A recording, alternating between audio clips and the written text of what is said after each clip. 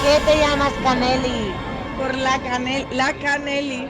La laca. ¡Ay, la Caneli! Hola, muy buenas, bienvenidos a una nueva semana, a un nuevo episodio de Ayla Caneli. Estamos acercándonos ya a finales de año y todavía tenéis la posibilidad de votar vuestras películas favoritas de 2022 en Canelivisión 2022. Tenéis el enlace en el Twitter de Ayla Caneli y ahora acordaros de que entráis en el sorteo de un póster oficial de Ayla Caneli si participáis en la encuesta de Canelivisión 2022. Pero eso será la semana que viene cuando descubramos cuáles son las mejores películas de este año. Y esta semana nos toca repasar por tercera vez, porque ya es el tercer monográfico de una actriz que vamos a hacer este año, y ya va a ser el último, obviamente. Una actriz que además tuvo mucho que ver con España en su momento, y que además comparte cumpleaños conmigo el 24 de diciembre. Y este 24 de diciembre de 2022 se cumple el centenario, en los 100 años, de Ava Gardner. Para tal celebración nos acompaña de nuevo José Madrid. Hola, ¿qué tal? Hola, ¿qué tal? Encantado de estar aquí. Los oyentes habituales te recordarán por el capítulo de Judy Garland, que ya estuviste aquí con nosotros también, así que ya no hace falta más presentación. Muy bien. Que además yo creo que no sé qué feedback tuviste tú, pero yo por lo menos tuve muy buen feedback de aquel episodio. Bueno, yo aluciné directamente porque me escribieron como 12 personas por Twitter y bueno, me sentí una celebrity, la celebrity que no soy. Que por cierto, feliz cumpleaños. Muchas gracias. Te lo tengo que decir, ya que lo has dicho, pues te felicito también. Muchas gracias. Bueno, estamos aquí para hablar de Ava Gardner. Se acaba de publicar también un libro, El universo de Ava Gardner, igual con la misma editorial que se publicó Judy Garland. También colaboras en este libro, sí. Escribiendo sobre 2 películas, en este caso, porque de Judy creo que solo escribías sobre una. Cuéntanos dos también. ¿También dos? También dos. Las chicas de Harvey, ¿y cuál era la otra? Everybody Sing. Vale, sí es verdad. Cierto es. Pues cuéntanos un poco cómo llegas tú a Ava Gardner y qué te une a ti a la leyenda de Ava Gardner. Bueno, Ava Gardner, voy a ser rápido, me une un poco mi tía. Mi tía es la señora que siempre me estaba contando quién era Clark Gable, quién era Esther Williams, quién era Judy Garland también, ¿no? Y entonces Ava Gardner es una de las primeras estrellas de mi vida, en realidad, porque me acuerdo una tarde que ella estaba viendo Mogambo y entonces me hablaba de Ava Gardner, de Grace Kelly. Uh-huh. Ella decía que Grace Kelly era una sosa, que ella prefiere a Ava Gardner en la película. Y claro, y la primera película en blanco y negro que yo vi en mi vida, de la que escribo además en el libro, es Venus era mujer. Uh-huh. Siempre tengo como una relación muy especial con ella porque fue como el descubrimiento del Hollywood clásico cuando yo tenía 14 años, una cosa así. Entonces me hizo mucha ilusión escribir de esa película porque es como mi puerta al cine clásico. Ava Gardner no es mi estrella favorita, lo tengo que decir, es la verdad. Pero es mi puerta a ese cine fantasioso, artificioso. Sí, muy de la Metro, ¿no? También. Aunque es de Universal, es creo. Es de Universal esa película, uh-huh. Sí. Era una producción independiente para Universal y una película además que es de sus primeros éxitos, ¿no? Uh-huh. Le hicieron una estatua a propósito, ¿no? Para que todavía anda por ahí, creo que se llegó a subastar, tengo alguna información. Sí, porque el de estatuas luego también su carrera fue bastante nutrida, ¿no? Mucho. La estatua de la condesa descalza. Exacto. Esa sí que fue Frank Sinatra la que la compró. Sí. Y cuentan que en una de sus ataques de ira la destruyó. Sí, que además en Frank Sinatra eran bastante frecuentes, porque vino 2 veces a España, ahora lo contaremos, con un ataque de cuernos, ¿no? Que parece que tenía y vino desesperado a por ella y por el señor con el que se acostaba, ¿no?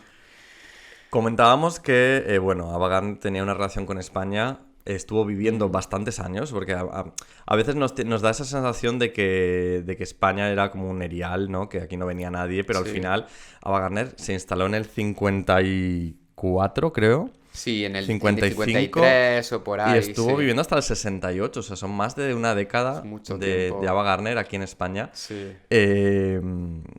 Hemos sabido sobre esto en Art de Madrid, por ejemplo, de Paco León, 2018, que recreó esa especie de mini fragmento de su vida. Sí. También tenemos los relatos de lo que cuentan un poco en el documental La noche que no acaba, de Isaac y la Cuesta, sobre todo el rodaje de Pandora, sí. Que es su puerta de entrada en España.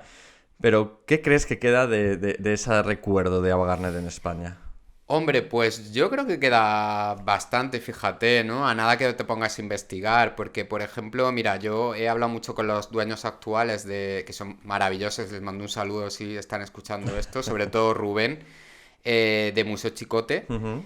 Y Museo Chicote es que su época de esplendor no se entiende sin las noches de juerga de Ava Gardner, ¿no? A mí me contaban anécdotas maravillosas, por ejemplo, una noche que pasaba, ella estaba tan borracha y tan desfasada que pasaba el camión de la basura y ella se subió en el camión de la basura por equivocación y acabó en Callao. O sea, todo el mundo que haya estado en Madrid sabe la distancia que hay desde esa parte de Gran Vía hasta Callao y ella iba subida en el camión de la basura, ¿no? Y luego tengo muchas anécdotas personales de su paso por España porque la gente se sigue acordando, ¿no? Hay una profesora de baile flamenco que además la tuvo mi hermana, que se llama Mariquilla, también le mando un saludo desde aquí. Seguro que escuchan todo. Seguro que lo está escuchando. Y entonces ella decía que en el Sacromonte, en las noches estas de flamenco y demás, dice, bueno, la señora esta se volvía loca, o sea, se subía en la barra, empezaba a taconear, tiraba las copas, las rompía, dice, era un jaleo tremendo, ¿no? Entonces, eso de beberse la vida, que es como un cliché, yo creo que ha quedado mucho, ¿no? Y hay novelas maravillosas, ¿no? Yo leí hace poco una de Manuel Vicent, que antes de escribir, este año ha escrito sobre Concha Piquer, un libro que yo recomiendo también desde aquí, es maravillosa la lectura que él hace de la figura de Concha Piquer.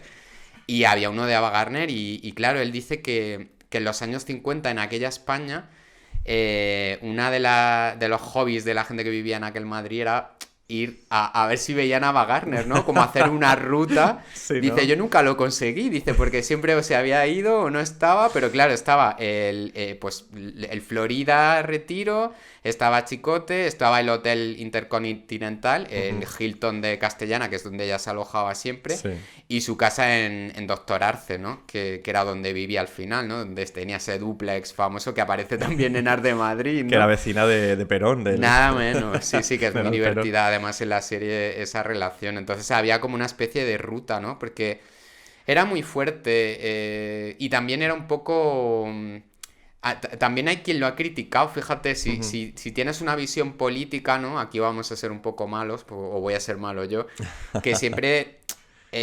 por una parte la gente tenía una gran admiración de que una estrella de tal calibre estuviese aquí y por otra también tenían como ese reproche de se callaban, ¿no? Porque Claro. les convenía el régimen pero no miraban hacia abajo a la mucha gente que estaba mucho peor que ellos, ¿no? Pero esto no solamente a Wagner, o sea, lo puedes aplicar a Hemingway y a un montón de figuras que estaban aquí en aquella época disfrutando de Claro. España, ¿no? Al final es un poco lo que se habla siempre, que no es tanto tu idea política o tu ideología, sino también la pasta que tengas, la clase social. Claro. Y al fin y al cabo, pues claro, al régimen le venía muy bien que una estrella del calibre de Ava Gardner estuviera aquí y trajera y atrayera Claro. a todas esas estrellas, a esa Lana Turner de repente, o al Frank Sinatra, Sí. a todas esas, pues al final era incentivo para el país también. Claro, pero tú fíjate la hipocresía, ¿no? Un No, sí, poco, sí, ¿no? claro, obviamente. Estaban prohibiendo películas como Hilda, ¿no? Sí, o sí, poniendo censura en todo y luego una señora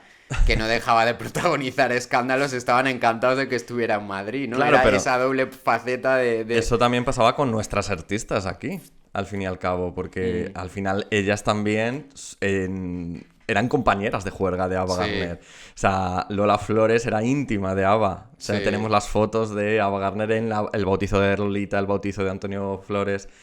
Y no había un fragmento que, mira, voy a leerlo ya, y así me queda ya dicho, en el que hablan, en el libro precisamente de Beberse la vida, de Marcos Ordóñez, hablan varias personas que conocieron a Ava y cuentan anécdotas, sus anécdotas, lo que vivieron.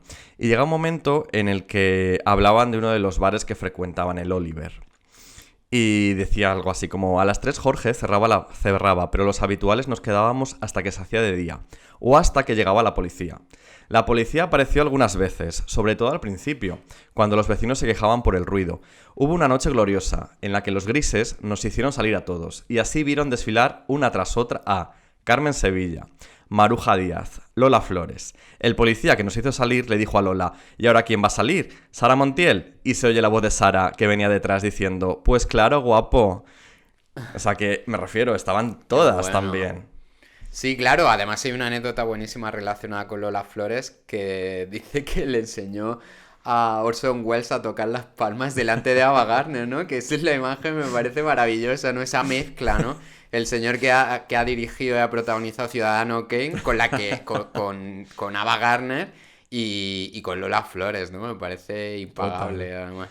Totalmente. Si te parece, vamos a ir un poquito desde el principio, vamos a repasar. Sí. Ava al final nace en una familia muy pobre, se dedicaban al tabaco, pero ella siempre se fue guapísima. Entonces, con 18 años, su cuñado, que vivía en Nueva York, le hace unas fotos. Y esas fotos que él coloca en la tienda que tenía de fotografía, pues uno que pasaba por allí, de la Metro, pues las vio y dijo, esta chica es muy guapa, ¿no? Tendríamos que hacerle una prueba, lo que fuera. Y al final consiguieron llevársela a Hollywood. Y contaban la anécdota de que Meyer decía algo así como no sabe hacer nada, no sabe ni hablar tan siquiera por su acento sureño, pero es guapísima, darle un papel, darle un algo, darle un contrato. Y así es como ella llega a Hollywood a firmar 7 años, los primeros 7 años en la Metro, con 18 años precisamente. Y a tener clases de edición, a compartir clase con Liz Taylor también, Elizabeth Taylor. De esta época, claro, no hay grandes películas que destacar porque son todo, pues eso, es una actriz simplemente de cartera, ¿no? De tener de fondo. Sí, bueno, sí, es verdad, ¿no? A ver, tienes cosas como Mundos Opuestos de Melville Leroy y tal, pero es verdad que no son las grandes películas de ella en los años 50, ¿no? Que tienen películas que son como muy icónicas. Aquí Claro. tienes Magnolia, quizá tienes ese tipo de películas que son, bueno, musicales, ¿no? Tiene una participación muy divertida en melodías de Broadway, de Minelli. Pero sí que es verdad que ella no era como la gran protagonista, ¿no? De hecho, la cedían mucho a otros estudios, ¿no? Que era Claro. una costumbre de aquella época y así es como hizo Venus y la mujer, así es como hizo Forajidos también, ¿no? Que es como un primer papel con mucha fuerza, ¿no? Porque hablaba, por ejemplo, en el libro Gerardo Sánchez, en el del universo de Ava Gardner, de la primera aparición de ella en la película, ¿no? Que es impresionante porque está al lado de un piano y como una femme fatal, ¿no? Muy de la época de la posguerra, Sí. con esos guantes y todo, que parece como una copia de Hilda, ¿no? En realidad se parece mucho a Rita Hayworth en Hilda, ¿no? Y es como su primer papel de impacto, porque realmente en la Metro, pues es verdad que le estaban dando cositas como muy pequeñas. Incluso el matrimonio que tiene en esta época con Mickey Rooney, que era otra gran estrella de la Metro Goldwyn Mayer, claro, pues parecía como una especie de apaño del estudio, ¿no? Porque Sí. era una pareja como muy peculiar, Como muy ¿no? conveniente, de Muy repente. conveniente, sí, totalmente, ¿no? Los dos muy jóvenes, pero como muy dispares y con intereses diferentes también y demás. Así que sí, bueno, es verdad que no es su etapa más brillante, pero sí que yo creo que se dieron cuenta a fuerza de prestarla para otras películas, producciones que no eran de la Metro Goldwyn Mayer, que esa chica sí que tenía un valor y entonces como que van confiando Que poco a había poco un más en potencial ella. ahí. Sí, y en Magnolia creo que es de principios de los 50, creo que es como su explosión, ¿no? En un musical, el Technicolor, ¿no? Ya dijeron, esta chica tenemos que hacer cosas grandes con ella, ¿no? Y luego la gran película del final de la Metro Goldwyn Mayer es Mogambo, claro, que es que la nominan al Oscar como mejor actriz y que es realmente la vis cómica de ella en esa película es tremenda, Es ¿no? muy O guay. sea, Mogambo es una versión que no sé si me estoy adelantando en Mogambo, pero bueno, Mogambo es una versión de Tierra de Pasión, que era una peli de los años 30 con Jean Harlow y con Y Mary Mary Astor. Astor. Que también estaba Clark Gable repitiendo en el remake Es fuerte 20 eso, años ¿eh? más mayor, el mismo papel, es muy fuerte eso, Sí, sí. ¿verdad? O sea, el mismo personaje 20 años Y después, solo ¿no? cambian a las actrices. Y solo cambian a las Que actrices. sigue siendo igual de jóvenes que los personajes, pero... Pero él sigue siendo mayor. Sí, ¿cómo era, eh? Siempre Es fuerte eso. daba igual. El edadismo, en el caso, siempre se criticaban las mujeres, los hombres nunca, ¿no? Y claro, y la gente en aquella época decía, bueno, esta chica va a estar a la altura de Jean Harlow. Y sí que lo está, y además es que le da otro toque. Yo he visto las dos películas totalmente diferente, ¿no? Tiene una vis cómica, incluso cuando habla de las orejotas de Clark Gable, que las compara con un elefante, Sí. es buenísimo. O La sea, verdad es es que que se sí. merece la nominación al Oscar totalmente porque yo creo que tenía aparte de esos ojos que son maravillosos, ¿no? Que podía llorar y que podías creértelo todo. Creo que tenía un gran don para la comedia y que siempre fue mucho mejor actriz de lo que la gente ha dicho, ¿no? Mucho mejor. Con respecto a lo que acabas de decir hace un momentito de Rita Hayworth, que me ha hecho así como una alarma en la cabeza, Sí. esa comparación que has hecho con Hilda me causa mucha curiosidad de repente porque también durante toda la carrera de ABBA hay muchos momentos de paralelismos también con Rita, en el sentido de que, por ejemplo, en Venus era mujer, hace de la diosa Venus. Sí. Y Rita Hayworth, no sé si recuerdas que hizo una película que se llamaba La diosa de la danza, en la que Sí. también de alguna forma era una divinidad que se reencarnaba, que Sí. luego en los 80 hicieron Xanadu con la misma historia. Y luego al final, si nos vamos un poquito más adelante en La condesa descalza, también el guión en principio estaba basado un poquito tal en la vida de Rita Hayworth. Sí, María Vargas. María ¿no? Es Vargas. el personaje esa maravilloso. María Vargas. Entonces me resulta curioso este paralelismo entre ambas. Sí, porque quizá tienen un punto de conexión también las raíces de Rita Hayworth, que son sevillanas, ¿no? Claro.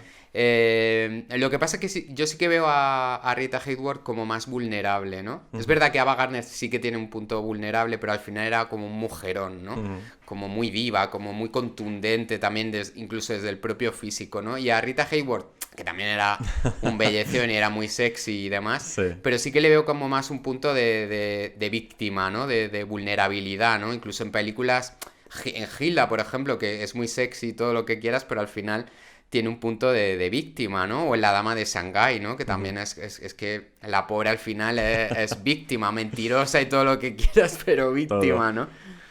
Vamos a irnos a Pandora. Pandora y el Lawrence Randa, que quizá dentro de la carrera de la filmografía de Ava Gardner no sea una de las películas más importantes, Sí. pero que aquí en España fue toda una revolución totalmente, sobre todo en la Costa Brava. Muchísimo. Y también es la primera película que digamos que abre la veda a esas producciones de Hollywood en España. Y bueno, yo he ido a Tossa de Mar de veraneo hace un año con mi chico y todavía están en escaparates fotos de Ava Gardner, la tienda de calzado de Ava Gardner, no sé qué. Maravilla. Entonces me refiero, marcó bastante. ¿Qué puedes contarnos de Pandora? ¿Sabes? ¿Estás puesto en los amoríos y todo esto? Sí, Pandora además nos tocó hacer artículos en El Confidencial sobre ese tema y demás. Pues ella se alojó con una familia a las que luego les regaló una especie de bastón con una joya, ¿no? Que creo que la familia lo conserva todavía. No me acuerdo cómo era el apellido, un apellido catalán que ahora mismo no te sé decir. Como agradecimiento porque la alojaron como en su casa para que ella estuviera cómoda y demás. También se produce ahí la affair con Mario Cabré, que ella dice que era un granuja guapo, decía, o algo así. Un demonio guapo, decía. Era un demonio guapo con el que tuve una noche que luego se arrepintió, ¿no? Porque vino Frank Sinatra también. Y se la llevó. Ya estaba con Frank Sinatra y Frank Sinatra vino con la excusa de que necesitaba un clima cálido. Y justo qué casualidad que escoge Tossa de Mar y se viene al rodaje de Pandora. Total. Pandora es una película muy peculiar. Puede que sea fallida, para mi gusto es fallida porque quizás demasiado literaria, demasiado Demasiado simbólica. mística, sí. Sí, es No como llega a entenderse muy bien todo. de qué va, ¿no? La iconografía. Aunque los colores y todo es como muy llamativo, está bien ella, está bien Jace Mason también, pero sí que es como muy simbólica. Yo creo que fruto que ella creo que se alegró bastante de haber trabajado con él, de Albert Lewin, ¿no? Que era el director, que es un director que yo recomiendo desde aquí a todo el que quiera buscar películas porque hizo el retrato de Dorian Gray, la versión con Angela Lansbury. Hizo Las vidas privadas de Bellamy, que es otra película en la que aparece también Angela Lansbury, que este año ha muerto y además me puse muy al día de su filmografía, con George Sanders, y era un director como muy experimental, ¿no? Como muy onírico a veces, como muy fuera de los estudios, ¿no? De hecho se ha ido convirtiendo con el paso del tiempo en una figura de culto. Y es verdad que aunque no cierra del todo bien, pero sí que es la primera película en la que ella realmente tiene una contundencia física impresionante, ¿no? Y sí, Tossa de Mar, que bueno, ahora está mucho más masificado por el turismo y todo lo que quieras, pero claro, imagínate, en aquel momento ella lo describía como una especie de vuelta al pasado, ¿no? A la Edad Media, Claro. en la que no había carreteras, no había asfalto en las calles. y que era como pues chocante. La España exótica, ¿no? De principios de los años 50. Sí, claro, y además es su primer punto en contacto con España. Con España. Y todavía me alegra que digas, yo no he estado nunca en Tossa de Mar, pero que todavía Además, estén recordándola me parece sí, además alucinante. está la figura, hay una estatua, hablando de estatuas de Ava Gardner, pues hay una estatua Sí. en el mirador del castillo de Tossa de Mar, que mira al mar, de hecho, y es bastante chula, bastante bonito. Qué maravilla, Sí. pues me encanta saber esa anécdota. Y además la trataron pues súper bien, esta Sí, familia claro. la alojó y creo que todavía siguen conservando el bastón que les regaló, ¿no? Con una Lo joya típico que engarzada. pasa de generación en generación el tesoro familiar. Claro, totalmente, que además imagínate, si lo pusieran en una subasta seguro que se forraría, pero Pues creo que sí. nunca lo han querido vender. Parece que no les ha hecho falta, quizá. No les ha hecho falta, seguramente, es verdad.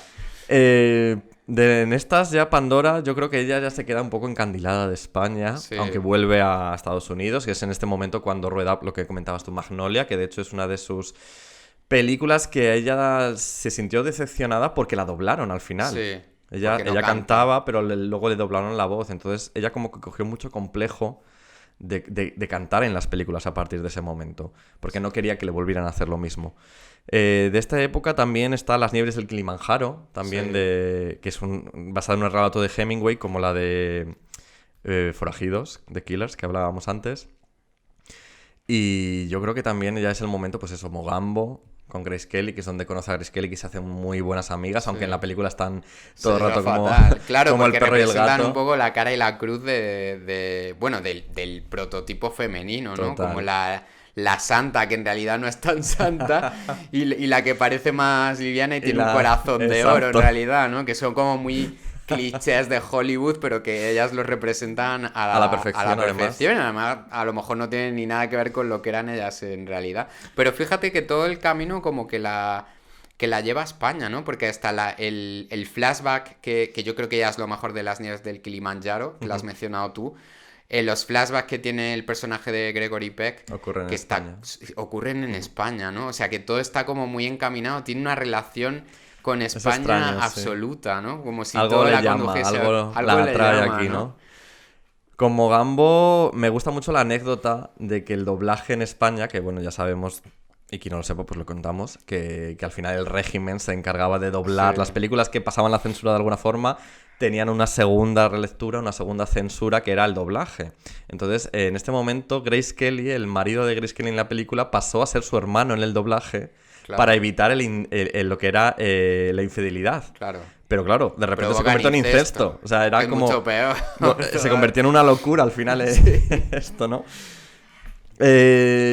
Yo creo que ya es cuando la condesa descalza hay que abordar este momento de si Ava Gardner realmente se comió al personaje o el personaje se hizo Ava Gardner.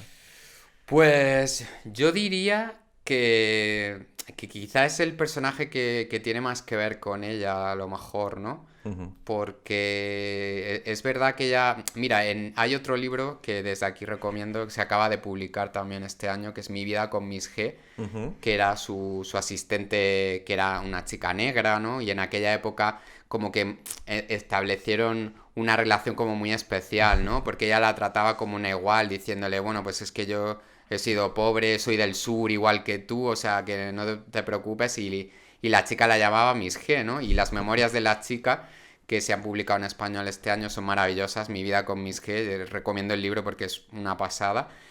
Y cuenta justamente eso, ¿no? Como que a veces ella tenía como una relación como agridulce con la fama, ¿no? Porque venía de una familia muy humilde y a lo mejor no era lo que ella quería exactamente, ¿no? Digamos que la fama era un trámite para hacer lo que ella quería en realidad, ¿no? Algo accesorio al final. Claro, accesorios. Si yo voy a irme de juerga y me quiero pagar estas juergas y quiero acostarme con los tíos más guapos del mundo o con quien me dé la gana, pues entonces, pues nada, tendré que hacer películas y demás, ¿no? Y no, tiene que ver hasta cierto punto, también es verdad, porque lo contaba Maruja Torres en un artículo, ¿no? Que recuerdo siempre con mucho cariño de fotogramas hablando de Ava Gardner, que decía, todos decían que no iba a llegar anciana, murió con 67 años y se rió de todos, ¿no? Porque llegó por los pelos, pero llegó, ¿no? Decíais que no iba a llegar a vieja por la vida que tengo, pero llegué. Total. Y es verdad que la Condesa Descalza tiene un poco que ver con eso, ¿no? Como muchos hombres pues también la exhiben como un trofeo, ¿no? Y esto era algo que a ella no le gustaba, ¿no? Esta frase de Luis Miguel Dominguín, que se acostó con ella y le dijo, ¿pero qué has hecho? ¿Por qué te has levantado tan rápido? Pues he ido a contarlo, ¿no? Sí. Porque se había acostado con Ava Gardner y tenía que contarlo, ¿no? Al final era tratarla un poco, pues como un trofeo, y eso a ella no le gustaba, pues porque era una mujer que yo creo que es adelantada a su tiempo, ¿no? Y que tenía como mucho poder de decisiones. Es decir, resumiendo, se parece a la Condesa Descalza, pero creo que ella sí que no cayó al final víctima de la fama, ¿no? Que es un poco lo que esperaba todo el mundo, que cayera víctima de la fama y de sus excesos, y al final no. Ella dijo, yo estoy por encima de esto y yo decido, ¿no? Claro. Y en eso me parece una adelantada a su tiempo, ¿eh? Además, uno de los taglines de La Condesa Descalza era Ava Gardner, el animal más bello del mundo, que ella detestaba, por lo visto, ese eslogan. Sí, claro, porque además estaba todo el rato pues convirtiéndola en eso, en una figurita, ¿no? A la que todo el mundo tiene que utilizar y tiene que adorar, y ella intentaba salir un poco de ahí. De hecho, si te fijas en su carrera, cuando van llegando a los años 60, cada vez es más selectiva con todo lo que hace, ¿no? No quiere que la utilicen como una muñequita. Claro. Y eso me parece también Pues sí, un valor. de admirar también. ¿A ti la Condesa Descalza te gusta? ¿No te gusta? Bueno, yo tengo una relación de amor-odio con el... Esto igual me matan, ¿eh? Al escucharlo, con el cine de Mankiewicz en general, ¿no? Porque los que odian a Mankiewicz o los que les gusta menos su cine siempre dicen que es como muy literario. Es verdad que predomina mucho el diálogo sobre lo visual...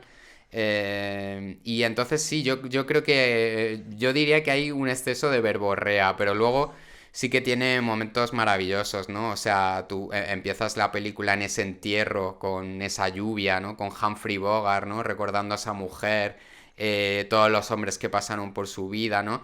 Esa especie de melancolía, de pesimismo, de fatalismo que hay, ¿no? En el personaje de ella, que parece que está condenada a acabar mal, ¿no? Sí. Y es bonito, lo que pasa que yo creo que sí que es como muy Mankiewicz en ese sentido, ¿no? Como que tiene un exceso de diálogo, ¿no? Como que todo se explica a través del diálogo, y el diálogo muy teatral, muy literario, que a mí me pega menos quizá en el cine, ¿no? Claro. Pero luego, vamos, luego yo soy fan de Val Desnudo, Hombre. es una de mis películas favoritas, esa es intachable, o sea, te guste Mankiewicz o no, Pero ¿no? fíjate que ambas películas hablan un poco de Hollywood también. Sí. Pero el pesimismo que tiene la Condesa a mí se me hizo pesado al final. Y en cambio, no sé, lo burbujeante que es el Val Desnudo me parece una genialidad y una maravilla, ¿sabes? Sí que es pesimista, pero al final tiene también un sentido claro, del sarcasmo y del humor que es Exacto. maravilloso. Y al final la Condesa a mí estaba viéndola y era como... No terminaba de sentir simpatía al final por nadie. Y me gustaba cada vez que salía Ava, llena la pantalla porque ella es como su superpoder, ¿no? Esa belleza. Pero su personaje era como tan frío también y tan distante que yo en ningún momento conseguí entrar en la película. Sí, sobre todo porque también la ves como tomar decisiones equivocadas todo el rato y no te lo crees, ¿no? Porque Claro. dices, esta mujer es mucho más inteligente que lo que le están dejando ser aquí en este personaje, O incluso, como también la película está contada desde el punto de vista del hombre, de Sí. todos los hombres, hay cosas que digo, joder, me encantaría ver en la misma película, pero desde el punto de vista de ella. ¿Sabes? Claro. Porque ese momento, por ejemplo, que de repente está bailando con los gitanos y de repente le roba el dinero al uno para tirarlo por la ventana y dárselo al jefe gitano, como se Sí. dijera. Digo, me encantaría saber toda la historia que hay detrás de eso, ¿sabes? Claro. Sí, bueno, pero ya sabemos que el cine, desgraciadamente, muchas veces lo Sí. contaba a los hombres. Esto como cuando vemos Atracción Fatal. Y esta pues, desde el punto de vista de Glenn Close, porque dices, claro, al final la visión es la de él. Claro. Que le ha puesto los cuernos, la ha utilizado la pobre, y luego la loca es ella, ¿no? Digo, pues yo quiero saber la otra. Quiero saber la otra versión. Yo me pongo de parte de Glenn Close. Y es que él ha sido un cabrón al final, ¿no? Totalmente. Pues- Hablando de gente que ha sido un cabrón, nos hemos saltado por encima el romance, entre comillas, con Howard Hughes, Sí. que se obsesionó con ella por completo y que le pidió matrimonio muchas veces, siempre ella lo rechazó. Bueno, con Frank Sinatra también ya hemos hablado, llegaron a casarse y acabaron fatal, aunque sí que es verdad que con Frank Sinatra siempre mantuvo esa especie de obsesión mutua entre los dos, además, porque Sí, tanto monta tanto. Y también hablar de Luis Miguel Dominguín, por porque has supuesto. mencionado tú ese momento de me ha acostado con Avatar, pero realmente fue más que eso, o sea, fue una relación de 2 años de relación de pareja y que incluso luego fueron amigos y que incluso luego pues, se cuenta también que Ava y Lucía Bosé eran bastante íntimas también. Sí. Los hombres de Ava, ¿no? Como si dijéramos, se decía que era incapaz de dormir sola y muchos decían que habían dormido con ella, pero que pocos podían decir que habían tenido realmente una relación sexual.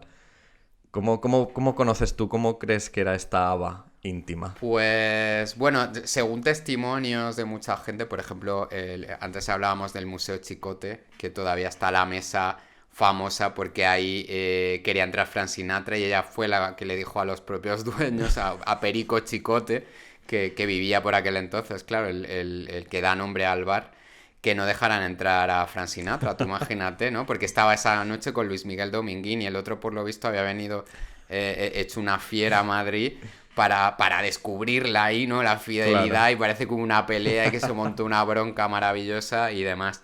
Sí, yo creo que al final, bueno, ella es que era muy libre, es que a mí me encanta por eso, ¿no? Es como una figura de la libertad, de decidir por sí misma y creo que para los hombres para ella creo que eran algo muy accesorio al final. ¿No? No hay en toda su biografía un amor que tú digas, este fue el gran amor de su Ujú. vida y no lo veo, ¿no? Creo Ya. que ella se dedicó a disfrutar y ya está. Quizá por eso que decíamos al principio del producto de esa infancia que tiene bastante dura, ¿no? Y una casa en la que no entra mucho dinero. Entonces creo que los hombres, bueno, pues tuvo amores como pudo tener Elizabeth Claro, Taylor, que se casó 7 veces. Pero Elizabeth Taylor sí que tuvo un gran amor, ¿no? Richard Barton, por claro. ejemplo, que se casó 2 veces con él, ¿no? Pero en el caso de Ava Gardner yo no lo veo tan claro, ¿no? Creo que era una cosa accesoria y que ella era libre y que estaba por encima de, digamos, ¿no? Las trampas, entre comillas, del amor, ¿no? Fíjate creo que tienes razón en eso, pero al final la obsesión un poco que tenían con Frank Sinatra, ella por él y él por ella, Sí, leyendo precisamente en Beberse la Vida, hay un momento que Amparo Baró cuenta una anécdota de que ella era muy fan de ABBA y que Louis Sant, el productor, los presentó, entonces ella como que estaba en éxtasis, se fueron luego a la casa ¿cómo era? Doctor Arce. Doctor Arce, que no me salía la dirección. Y contaba Amparo Baró que el último momento que ella tenía de recuerdo de Ava Gardner era precisamente eso, como en una fiesta, todos de fiesta, y ella con Ava, como en una habitación apartadas, escuchando un disco de Frank Sinatra y Ava Gardner llorando desconsolada, ¿no? Porque, pues, por la melancolía que habitaba su vida, ¿no? Porque al final siempre acababa un poco, lo cuentan también varios en varios testimonios, como dejando sus fiestas, como yéndose a la francesa. Les dejaba seguir y ella se apartaba y ya no se sabía más dónde había ido la señora. Y quizá estaba llorando por Frank Sinatra, ¿no? O por lo Quizá... que fuera o también. po- Yo, sí. por lo poco, por lo que van contando por lo menos en este libro, en Beberse la Vida, me da la sensación, me da como que era una mujer muy libre, como tú has dicho, pero Mm. también como muy que no encontraba su lugar en el mundo, quizá. Por eso también esa fama que tiene de alcohólica, de beber. Al principio sí que empieza un poco de cuando era más joven, que no se notaba que estaba borracha, pero luego cuando va siendo más mayor ya hay problemas de rodajes, hay problemas de que no aparece. Sí. No sé, me da esa sensación de una persona muy sola, muy solitaria, a pesar de estar rodeada todo el rato de gente. Sí, de hecho, bueno, ella, eso no lo hemos comentado, que tuvo un aborto que Ujú. también la traumatiza mucho, Sí. ¿no? Al principio a finales de los años 40, principios de los 50, creo más bien. Y muchas veces, claro, le preguntaban que por qué no tenía hijos, ¿no? Y era una pregunta que creo que a ella le molestaba Sí. especialmente, ¿no? Entonces sí que es verdad que era como un poco una mujer errante, ¿no? que parece que está vagando por mil sitios, pero que no se queda en ninguno. Por En lo ninguno. menos esa es la sensación que tengo yo. Y sí que es verdad que pudo amar a muchos hombres, pero al final eran cosas como muy pasajeras, ¿no? Como romances muy fuertes, ¿no? Como las Sí. estrellas fugaces, pero que de repente se apagan, ¿no?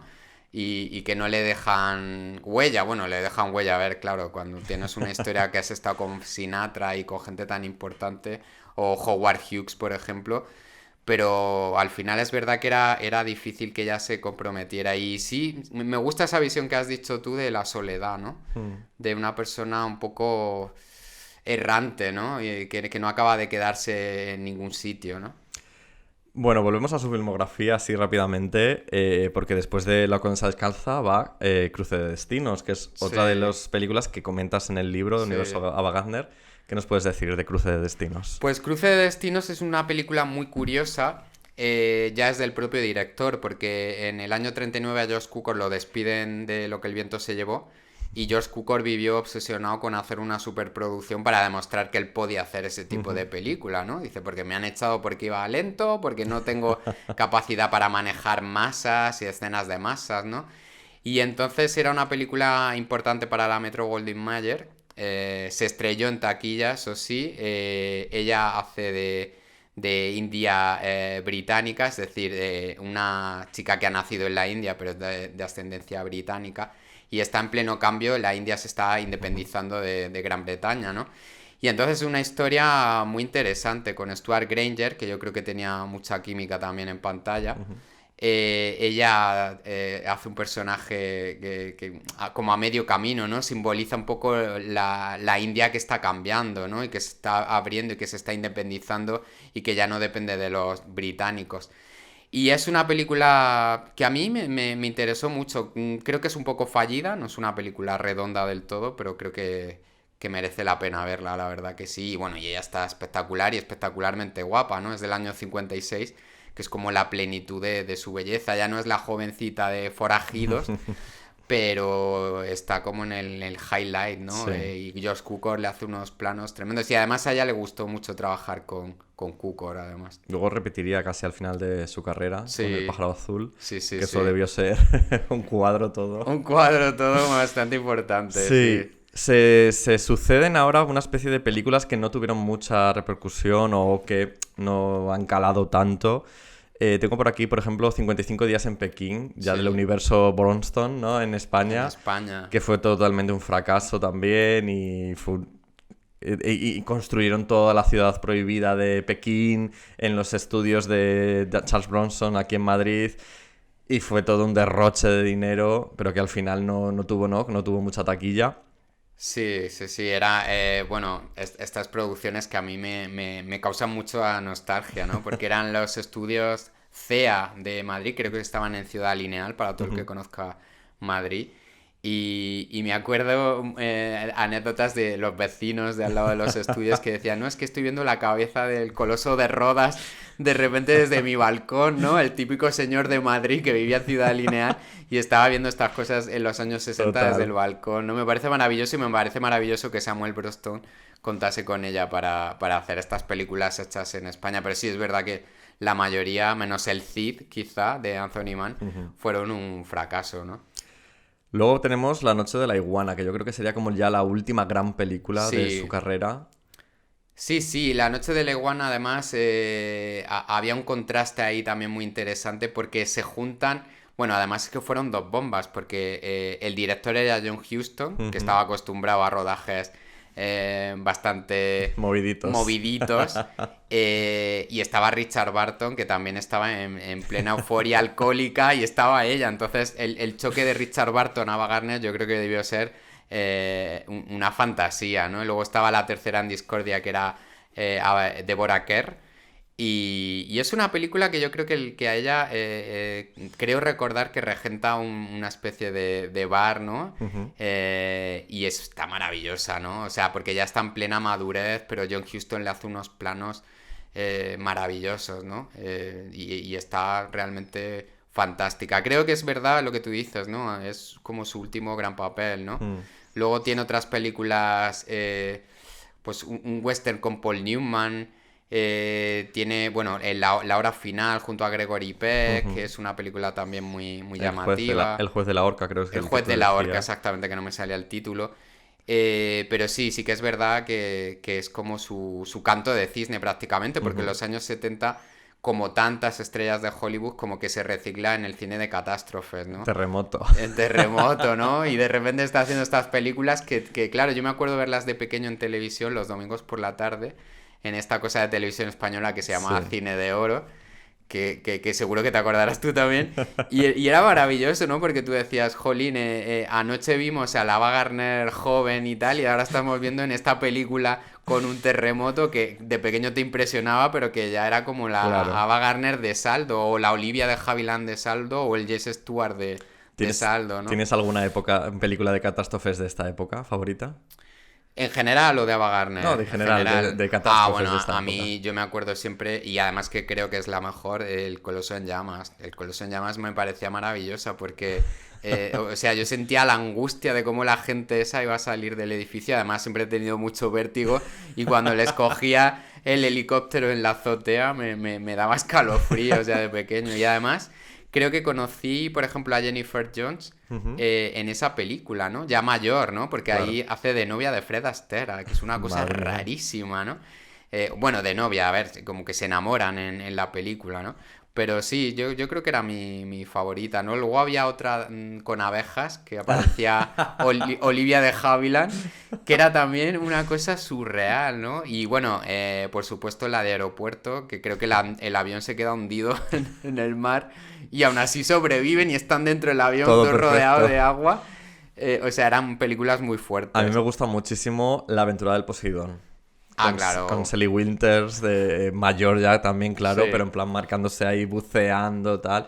Y con Pamela Sue Martin antes de Dinastía, que era Sí. Fallon de Carrington en Dinastía. Pues justo, me encanta, no sé por qué me encanta. De hecho, me la compré hace poquito en Blu-ray y me encanta. A mí me encanta que me traigas al recuerdo a Pamela Sue Martin porque yo no me acordaba ni de que existía, de verdad. Y me parece maravilloso, es verdad. Que además la sustituyeron, ¿no? En Dinastía, En sí. Dinastía, A de partir repente era una actriz y en otro capítulo ya era Sí, otra. a partir de la cuarta temporada la Y sustituyeron. además creo que lo justificaban por un accidente de tráfico o Ella algo. se desapareció, de hecho, como que la habían matado, Sí. pero luego de repente no estaba muerta, tenía amnesia y entonces volvía. Sí, era como muy loco. O sea, estuvo desaparecida, dado por muerto el personaje una temporada completa, pero luego de repente la temporada siguiente, su marido, su viudo, viendo unas fotos de una fotógrafa famosa, no sé qué, pues en un festival, de repente decía: ¡Ah! ¡Esta es Fallon! Y era rollo que se veía nada, algo diminuto. Y se ponía a investigar y al final la encontraba y resultaba que eso ya era como el enlace con los Colby, que era la Claro. spin-off que hicieron de Dinastía, con Y ya era Charlton otra Heston, actriz. de hecho, y era otra actriz ya. Sí, Es sí, que sí. me parece maravilloso Era lo más. cómo la recuperaban, sí, pero Pamela Sue Martin es un nombre que hará como 30 años que no tenía en mi cabeza. Bueno, ya finalmente, en 1968, Ava deja España. Sí. Se rumorea que por problemas con Hacienda, que al final Fraga le exigía unos pagos y ella... Está la anécdota de que ella cuando se reunió con Fraga no dejaba de llamarle Mr. Braga. Y entonces ya no hubo vuelta atrás y ya tuvo que Y dejar ya el se país. fue. Se instaló en Londres. Pero bueno, yo creo que al final el legado de Ava, ¿no? Esta especie de divinidad... Sí. de ese Hollywood clásico, de lo que tú comentabas al principio, de esa fantasía, ¿no? De esa... pervive, ¿no? Hoy en día. Yo junto creo a que ella. sí, yo creo que además es más allá de España, ¿eh? Sí, De sí, verdad, creo que es como una de las estrellas más destacadas de la historia de Hollywood, precisamente por su libertad, que es lo que yo llevo destacando todo el podcast, pero es verdad, es que me parece una mujer muy libre, adelantada a su época, y porque luego es que está en películas que también tienen mucho peso en la historia del cine, porque al final está en Mogambo, está en La Condesa Descalza, está en Magnolia, que al final para los amantes de los musicales también es una película importante, aunque ya renegara de ella. Está en un montón de películas que están muy bien, entonces yo creo que eso es lo que la hace eterna al final. Y sobre todo porque me parece es una mujer moderna, muy moderna para aquella época. Hay quizá otras estrellas que se han quedado más en aquellos Más años. estancadas. Y más estancadas y las ves como más producto de aquellos años, ¿no? Les tienes cariño igualmente, ¿no? Tipo Doris Day o estrellas así. Total. Pero es que esta la podías plantar en el siglo XXI y te seguiría haciendo gracia y te seguiría pareciendo una bomba. Y además estoy seguro y estoy convencido de que hoy en día habría hecho muchas mejores películas Seguro. y le habrían sacado mucho más partido del que le sacaron. Porque insisto y reivindico esto, que Ava Gardner era mucho mejor actriz de lo que la gente ha creído durante mucho tiempo. Pues sí, muchas gracias, José, por haber venido A ti, yo encantado. a este casi último episodio del año. Y nada, recuérdanos tus redes sociales. Pues nada, José Madrid G, que es mi Twitter, mi Instagram y por Y ahí todo. estoy. Es todo. Me llamo igual en todos lados. Y nada, chiquis, pues nos escuchamos la semana que viene en el nuevo episodio de Ayla Canelli. Se está acercando el fin de año y os recuerdo que también podéis votar el Canelivisión 2022, vuestras películas favoritas del año 2022. Está la encuesta en el Twitter del podcast, @la Canelli. Ahí tenéis el tweet fijado, es la encuesta para que votéis vuestras películas favoritas de 2022. Ya sabéis, de 12 puntos la máxima, la que más os ha gustado, y un puntito, pues, de las 10 que más os han gustado, la que menos. Y así elaboraremos juntos la lista de Canelivisión 2022 con lo mejor de este año, del 2022. Tenéis hasta el 22 de diciembre y además entre los que participéis sortearé un póster exclusivo de Ayla Canelli, precisamente el de Showgirls, ya sabéis, el que tanto os ha gustado esta temporadita. Recordaros las redes sociales, @lacanelli _ en Twitter, @lacanelli en Instagram y @a_lacanelli, tanto en Twitter como en Instagram son las redes del podcast. Y tengo algo más que deciros, el coffee, que siempre me olvido del coffee. Muchísimas gracias a todos los que me dais coffees, de verdad que soy una desagradecida, nunca os digo nada. Muchísimas gracias. En el de fin de año prometo sacar la lista de todas las personas que han mandado coffee y deciros vuestros nombres. Y recordaros simplemente que es ko-fi.com/Ayla Canelli, el coffee del programa, del podcast, para que me sigáis pues mandando vuestras pequeñas propinitas, ¿vale? Y nada más, un besazo muy fuerte y ahora sí, hasta la semana que viene.